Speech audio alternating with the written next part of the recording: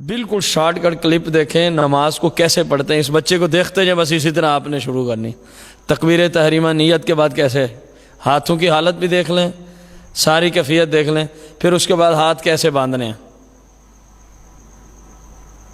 بعض لوگ یہاں خطا کرتے ہیں، ہاتھ جیسے ہی اللہ اکبر کہا تو نیچے چھوڑ دیتے ہیں، آپ بھی وہ حالت کریں نا، نیچے چھوڑ دیتے ہیں، یہ دیکھیں پھر باندھتے ہیں، یہ خلاف سنت ہے۔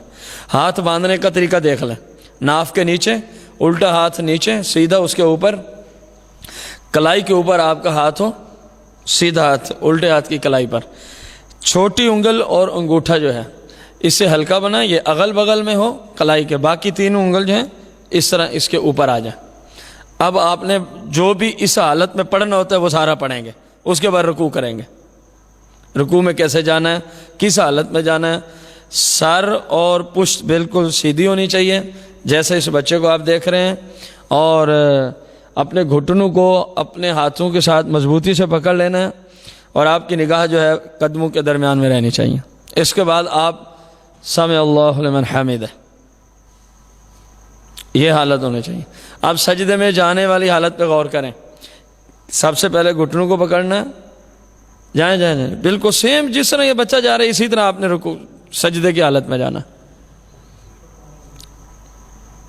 اس حالت میں دیکھ لیں پیٹ سے رانے جدا ہوں اور زمین سے بازو آپ کے اٹھے ہوئے ہونے چاہیے۔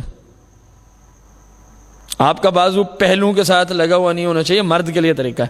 ہاں اگر باجماعت پڑھ رہے ہیں ضرورت ہو تو اپنے بازو کو ساتھ ملا سکتے ہیں۔ اس حالت میں سجدے کی حالت پہ ذرا پاؤں کی انگلیوں پہ غور کیا جائے، دیکھیے گا کس طرح پاؤں کی انگلیاں رکھنی ہیں۔ حالت میں جو خطا کی جاتی ہے بہت بڑی خطا ہے، انگلیاں لوگ پاؤں کی صحیح معنوں میں نہیں لگے، 10 انگلیوں کے پیٹ زمین پہ یوں لگے ہوں کہ قبلہ رخ انگلیاں پھر جائیں، جس طرح آپ اس بچے کو دیکھ رہے ہیں۔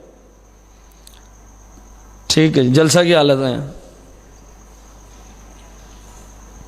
ایک سجدے کے بعد دوسرے سجدے کے پہلے درمیان جو بیٹھتے ہیں اس کو جلسہ کی حالت کہتے ہیں۔ یہ حالت ہونی چاہیے، اور ہر عضو جو ہے ہر جوڑ اپنی جگہ پہنچ جانا چاہیے۔ کم از کم یہاں اتنی دیر بیٹھیں سبحان اللہ ایک مرتبہ کہنے کی مقدار بندہ بیٹھ لے، اس کے بعد پھر دوسرا سجدہ ہوتا ہے۔ دوسرا سجدہ کرنے کے بعد آپ نے دوسری رکعت کے لیے کیسے کھڑا ہونا ہوتا ہے، سجدے کے بعد اس طالب علم کو دیکھیں یہ کس طرح کھڑا ہوتا ہے۔ ہاں جی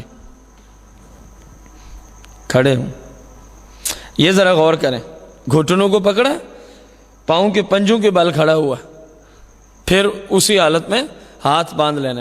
اب یہاں پہ لوگ کیا کرتے ہیں، ذرا وہ چیز دکھائیے گا، زمین کے آسرا لے کے کھڑے ہونے والی بات، وہ زمین کے ساتھ، یہ دیکھیں دوبارہ دکھائیں تاکہ اچھے طریقے پتہ چلے۔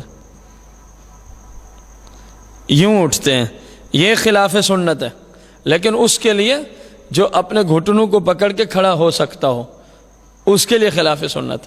ایک بندے کا وزن زیادہ ہے، مریض ہے، بزرگ ہے، کمزور ہے، تو وہ جس طرح بھی کھڑا ہو سکتا ہے کھڑا ہو جائے، اس کے لیے بالکل ٹھیک ہوگا۔